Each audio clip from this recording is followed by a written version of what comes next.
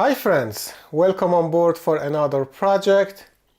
This is probably one of the best lithium battery chargers that I have ever designed. This is a 2 amps switching lithium battery charger. It's very efficient. It both supports the lithium polymer and lithium-ion batteries. From lithium polymer, I mean these type of batteries. Most of them have a protection circuit on the top like this one, and these type of lithium-ion batteries, most of them don't have a protection. If your battery is a lithium polymer type, you will connect it to this connector, and if your battery is a lithium-ion type, you will use this connector to charge your battery, because I have already included the protection in this charger for the lithium-ion types. The input is USB Type-C, very convenient. It means you can use your mobile charger. This is a typical 10 watts Samsung charger to charge your lithium batteries. Let me show the board closely. The top side, and this is the bottom side. This is the bottom side of the controller here, and it is directly connected to the ground for efficiency, noise reduction and heat dissipation. Although this is very efficient and it's quite natural because the input is 5 and the output is 4.2. Very efficient for a switching type charger. The linear charger are not efficient at all. Most of them cannot charge higher than 1 amps and they get hot very soon, and you cannot touch the board of such linear chargers. Let me show you how it works. So let me connect the charger to the power and connect this to the USB Type-C. It's like this. So the yellow LED lights up and the blue one blinks. It means the battery is not connected. So let me connect this lithium polymer one. So there we go. The blue LED, it means it charges the battery. So let me show you the charging current. So I put this on DC current. There we go. And put the clamp on the wire. And it shows 2 amps of charging current. Right? So let's disconnect this and connect the lithium-ion one.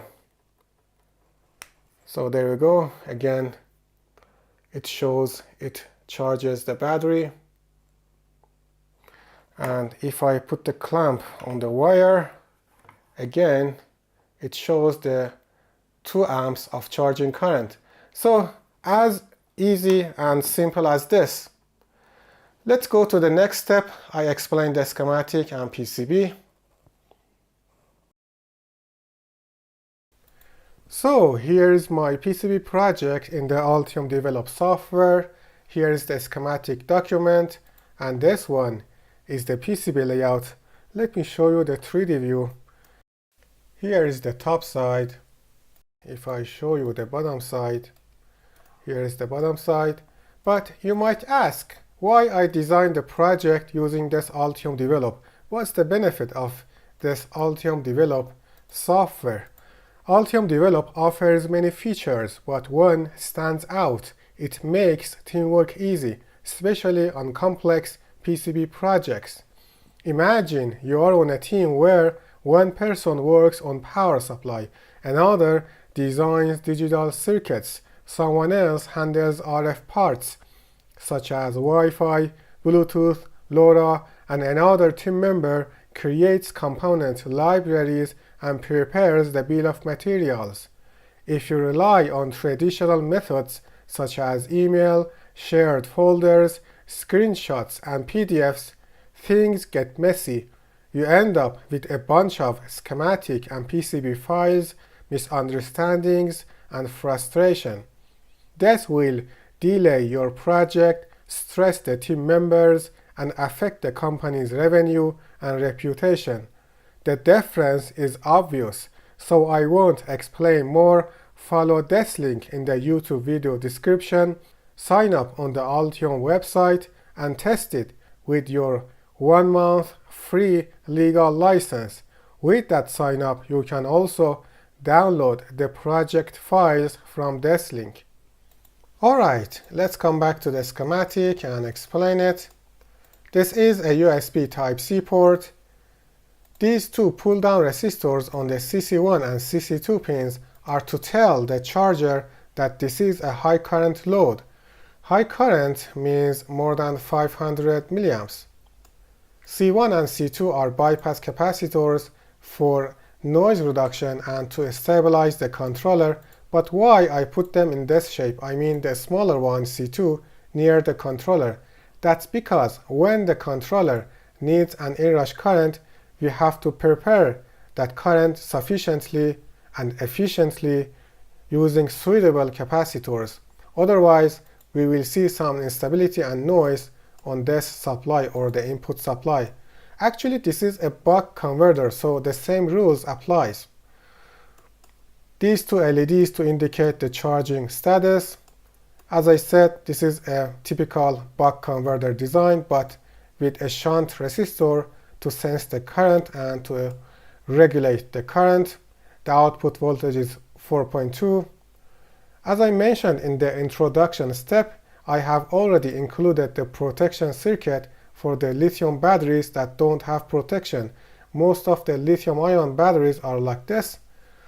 So this ground is common with this ground. So you will connect your lithium-ion batteries to this connector, and lithium-polymer batteries that most of them have protection to this connector. So some passive components, nothing very much remains here. Let's go to the PCB. So this is a 2-layer PCB.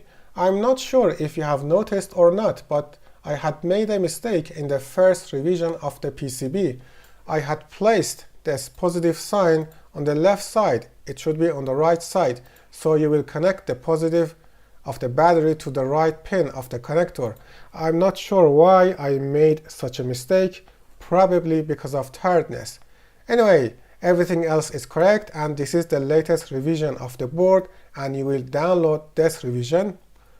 Let me enable the single layer mode.